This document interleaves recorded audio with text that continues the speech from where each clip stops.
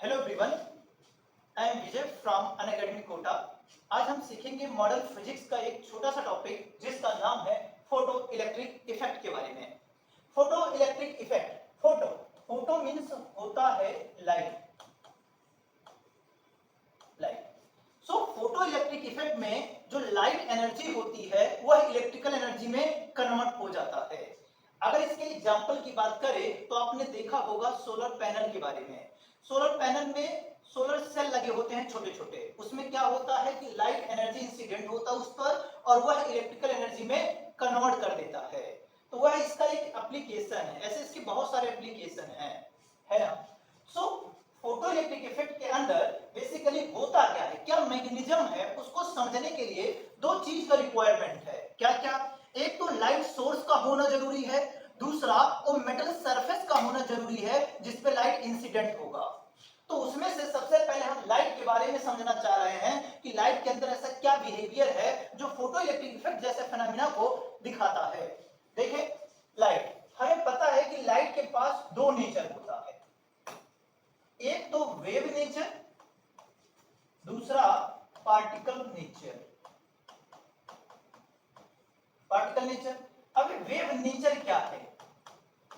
Wave nature means होता है कि किसी भी सरफेस पर लाइट एनर्जी का कॉन्टिन्यूअस लगातार इंसिडेंट होना। और पार्टिकल नेचर में क्या होता है, किसी भी सरफेस पर लाइट का छोटे छोटे पैकेट एनर्जी के फॉर्म में इंसिडेंट होना। जब हम लाइट को as a wave nature consider करते हैं तो हम वहां पर इंटरफेरेंस, पोलराइजेशन, डिफ्रैक्शन जैसे फिनोमेना को प्रूव करते हैं। लाइट को जब हम ये मान करके पढ़ते हैं कि वो छोटे छोटे पैकेट बंडल के रूप में गिर रहा है तो वहां पर हम पढ़ते हैं फोटो इलेक्ट्रिक इफेक्ट के बारे में, जो कि हमारे टॉपिक का नाम भी है फोटो इलेक्ट्रिक इफेक्ट।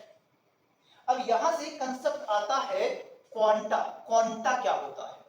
देखिए, फिजिक्स में जो फिजिकल क्वांटिटी होते हैं उनके सबसे छोटे जो मिनिमम ट्रांसफरेबल वैल्यू के होते हैं उन्हें हम बोलते हैं क्वांटा। तो लाइट क्या है? लाइट का जो सबसे छोटा पार्ट है इसको हम क्या नाम देंगे? क्वांटा। जैसे इलेक्ट्रोस्टैटिक्स में आपने पढ़ा होगा क्वांटाइजेशन ऑफ चार्ज, इसका मतलब इलेक्ट्रॉन चार्ज जो होता है उससे छोटा चार्ज पॉसिबल नहीं है। वैसे ही लाइट में जो सबसे छोटा पार्ट होगा उसका क्या नाम देंगे? क्वांटा नाम देंगे। पर हम बात कर रहे हैं लाइट की, तो लाइट के रिस्पेक्ट में जो एक क्वांटा है इसी का हम नाम क्या रख देते हैं? फोटोन। तो फोटोन बेसिकली क्या है? फोटोन बेसिकली लाइट ही तो है, ये लाइट ही तो है। बस क्या है कि ये छोटे छोटे पैकेट है, एनर्जी के छोटे छोटे पैकेट है ना। ठीक है, अब ये फोटोन क्या है, फोटोन की प्रॉपर्टीज क्या होती हैं, वहां से रिलेटेड क्वेश्चंस हमारे एग्जाम्स में काफी पूछे जाते हैं। तो अब देखते हैं कि फोटोन से रिलेटेड क्या क्या चीजें हमारे पेपर में आता है।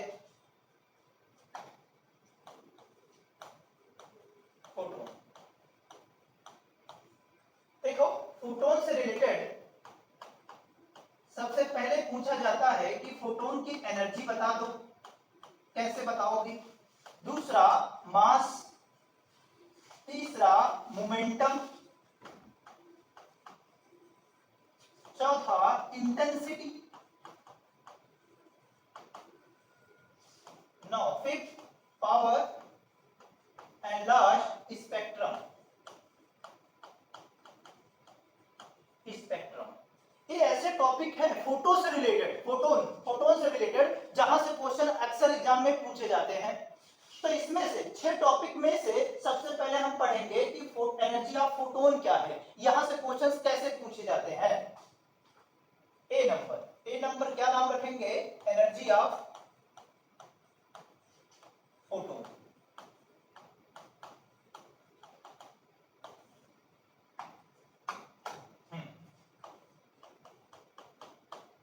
एनर्जी ऑफ फोटोन, फोटोन क्या था, हमने क्या सिखाया आपको कि ये छोटे छोटे पैकेट है, एनर्जी का छोटे छोटे पैकेट है। एक साइंटिस्ट थे जिनका नाम था प्लैंक, उन्होंने क्या बोला था कि जो ये छोटा छोटा पैकेट है ना, ये क्या है? एक्चुअली में ये एनर्जी का छोटा छोटा पैकेट है। एनर्जी के ये छोटे छोटे पैकेट हैं, इन्हीं का नाम क्या रखा गया था? फोटोन रखा गया था, है ना? ओके, अब जो ये एनर्जी है, उन्होंने बोला कि जो ये एनर्जी है ये डायरेक्टली प्रोपोर्शनल होता है किसके? उस एनर्जी सोर्स के फ्रीक्वेंसी के। इसका मतलब अगर हमने ग्रीन कलर की लाइट इंसिडेंट करा रहे हैं किसी सरफेस पर, तो उस ग्रीन कलर का जो फ्रीक्वेंसी अलग होगा। अगर हमने रेड कलर की लाइट इंसिडेंट करवा रहे हैं तो रेड कलर की फ्रीक्वेंसी अलग होगी। तो जिसकी फ्रीक्वेंसी अलग होगी उसकी एनर्जी अलग होगी। तो इसका मतलब कि फोटोन की एनर्जी अलग होगी, तो अलग अलग फोटोन की एनर्जी गिरेगा जब हम अलग अलग सोर्स के फ्रीक्वेंसी की लाइट इंसिडेंट करवाएंगे। तो इन्होंने बोला कि जो एनर्जी होता है वो डायरेक्टली प्रोपोर्शनल होता है किसके? फ्रीक्वेंसी के। अब जब ये प्रोपोर्शनल हटेगा तो क्या आता है? एक कांस्टेंट दिया किसने था? प्लैंक ने। तो इन्होंने कांस्टेंट का नाम क्या रखा? Planck constant. तो क्या हो जाएगा? म्यू, है ना? तो H बराबर E बराबर क्या हो गया? H म्यू, ठीक है। अब ये H क्या है? क्या ये प्लैंक कांस्टेंट है? इसकी वैल्यू क्या होती है? 6 into 6 10 की पावर -34 जूल इंटू सेकेंड। अब देखो, जो फ्रीक्वेंसी होता है वो होता है c बाई लैम्डा। ये तो आपने पढ़ा होगा 11th में, है ना? तो बोलो, इस म्यू के जगह पर हम लिख सकते हैं क्या? c by lambda. हाँ, c बाई लैम्डा। तो बताओ, इस फोटोन की एनर्जी का फार्मूला क्या आया? क्या hc बाई लैम्डा आया? अब h क्या है? Planck constant. अब c क्या है? लाइट स्पीड कितनी होती है? 3 into 10 के पावर 8 मीटर पर सेकेंड, है ना? अब क्वेश्चंस कैसे बनते हैं यहां से वो देखते हैं। देखो, वो बोलेगा कि आप एनर्जी मुझे बता दो। अब एनर्जी कैसे पूछेगा? दो तरीके से। एक बोलेगा मुझे एनर्जी चाहिए जूल में, तो आपको जूल में बताना होगा। दूसरा वो पूछेगा कि मुझे एनर्जी दे दो इलेक्ट्रॉन वोल्ट में, तो इलेक्ट्रॉन वोल्ट में देगा, है ना? अब ये देखो, क्या ये एसआई यूनिट है? क्या H और C की वैल्यू अगर हम यहाँ पर रख देते हैं तो बताओ क्या वो जूल में आ जाएगा आंसर, अगर लैम्डा मीटर में रख दे? हाँ। तो यानी कि एनर्जी को हमें दो तरीके से फार्मूले बनाने होंगे जिससे कि हमारी जल्दी से कैलकुलेशन हो सके।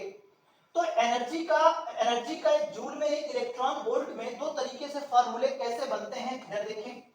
अगर Hc की वैल्यू हम रख दें तो वहां पर एनर्जी जो हो जाएगा वो डार्ट में लिख देता हूं कैलकुलेशन के साथ 20 into 10 के पावर -26 और एक इसमें होगा लैम्डा बाई लैम्डा।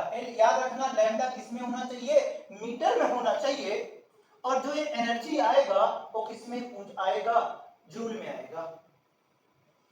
यानी कि लैम्डा अगर वो माइक्रो में दे दिया, नैनो में दे दिया, तो आपको किसमें चेंज करना होगा? मीटर में चेंज करना होगा। बस यहाँ मीटर में लैम्डा रख देना, आपकी एनर्जी आ जाएगा किसमें? जूल में। दूसरा इलेक्ट्रॉन वोल्ट में पूछता है, तो उसके लिए क्या है? डायरेक्ट याद रखना है, डायरेक्ट याद रखना है क्या?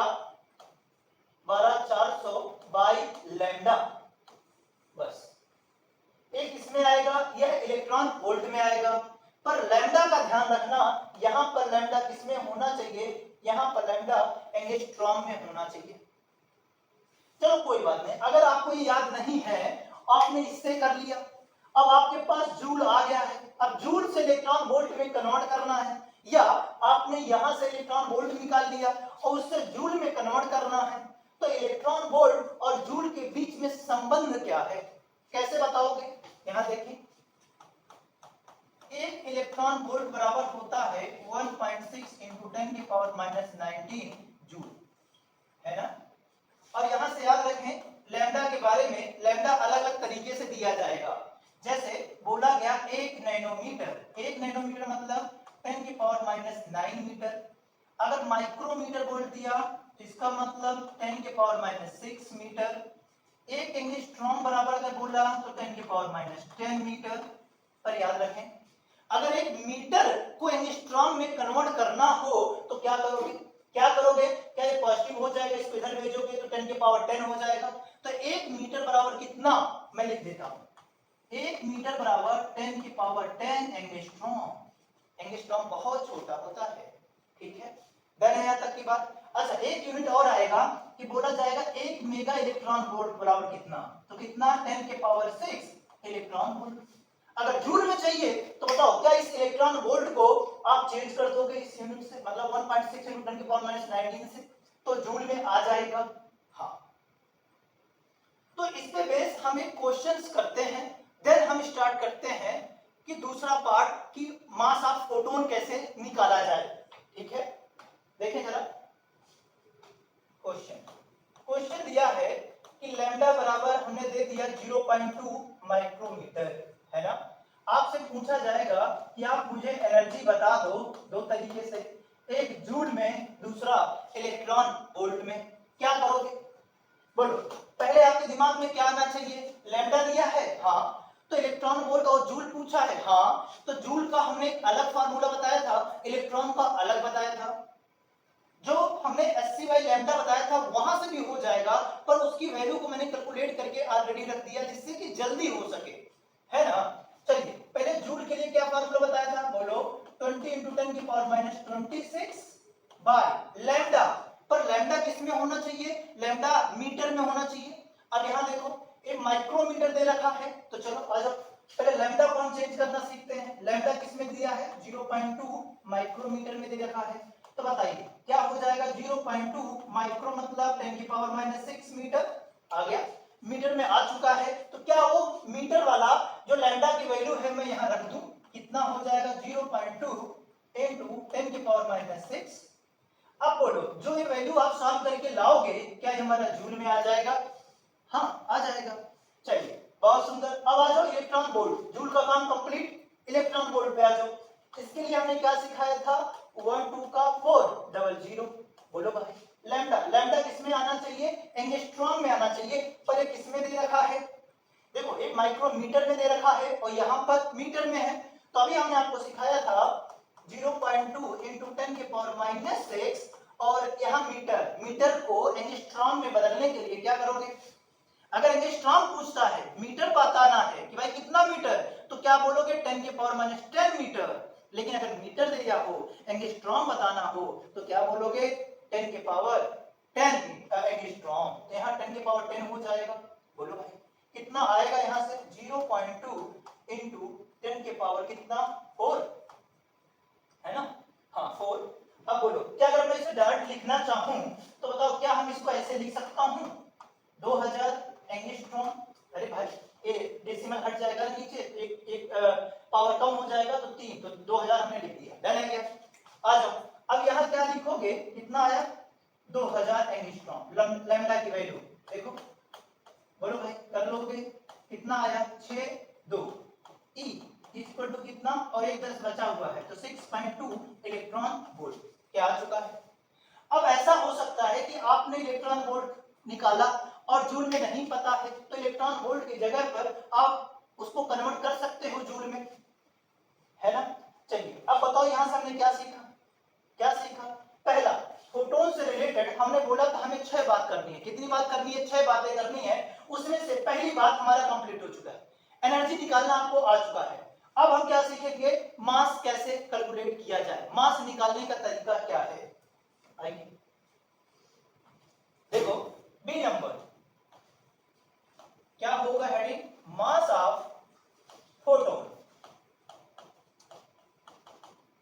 मास ऑफ फोटोन क्या होता है, इधर देखें मास, है ना।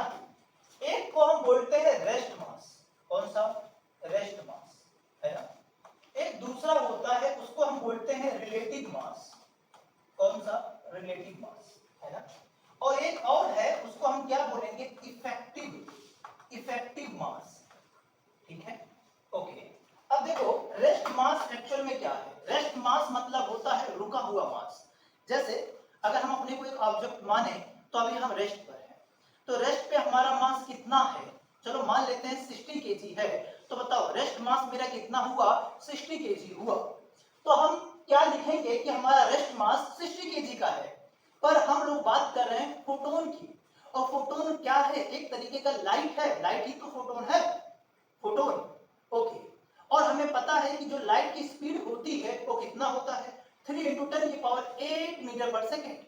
इसका मतलब कि जो लाइट है हम उसको रोक तो सकते नहीं, जो हम रोक सकते नहीं तो उसका मास को हम कैसे डिफाइन कर पाएंगे, नहीं कर सकते। तो रेस्ट मास जो लाइट का होता है वो कितना होता है, 0। रेस्ट मास को हम किससे डिनोट करेंगे, m0 से। और हमें अभी हमने बताया कि रेस्ट मास लाइट का कितना होता है, मतलब फोटोन का कितना होता है, 0। Now second relative mass. अब ये रिलेटिव मास क्या होता है, देखिए इसके लिए एक फार्मूला है, पहले वो देखें आप। इसे हम mr से भी लिखेंगे, m0 by 1 minus B square by C square. ये क्या होता है, यह होता है रिलेटिव मास को कैलकुलेट करना। रिलेटिव मास मींस होता है कि जब अगर हम मोशन करने लग जाए, अगर हम उस दौरान अगर मुझे बताना है कि बताओ हमारा मास क्या है, उस दौरान हमारा मास क्या है, तो शुरुआती दौर पर हमारा मास कितना था, m0 कितना बताया था हमने, अगर रेस्ट पर हो तो 60 kg, तो आप यहां डालोगे 60 kg 1 माइनस किस स्पीड से मैं चल रहा हूं, मान लेते हैं 60 मीटर पर सेकंड की स्पीड से चल रहा हूं, तो 60 का स्क्वायर बाय c स्क्वायर, मतलब लाइट के स्पीड के साथ करोगे तो बताओ क्या रिलेटिव मास आ जाएगा। हाँ, पर हम लोग किस चीज की बात कर रहे हैं, हम लोग बात कर रहे हैं लाइट के बारे में, फोटोन के बारे में। तो फोटोन के बारे में जब हम बात कर रहे हैं तो जो ये v स्क्वायर है क्या वो भी c स्क्वायर बन जाएगा, क्योंकि अभी हमने बताया कि जो फोटोन है एक तरीके का लाइट है, लाइट की स्पीड क्या होती है, c 3 × 10⁸ मीटर पर सेकंड। तो बताओ क्या ये कट जाएगा, 1 माइनस 1 कितना, 0। अब देखो ना नीचे 0 आया और ऊपर रेस्ट मास, लाइट का रेस्ट मास कितना था, वो भी 0। तो देखो 0 0 जो कि अनडिफाइन है, इसको हम डिफाइन ही नहीं कर सकते, तो क्या बोलेंगे, अनडिफाइन। क्या बताओ भाई जाने क्या, इसका मतलब फोटोन जो है उसका रेस्ट मास 0 है, उसका रिलेटिव मास को हम डिफाइन कर ही नहीं पा रहे हैं। फिर कौन सी मास को हम डिफाइन कर पाते हैं, तो उसके लिए हमने निकाला इफेक्टिव मास। इफेक्टिव मास को हम डिफाइन कर पाते हैं, कैसे आता है, एनर्जी मास इक्वेशन से, E बराबर mc²। अब बताओ m बराबर क्या हो जाएगा, m बराबर हो जाएगा E बाई सी स्क्वायर, यानी कि एनर्जी बाई c का स्क्वायर।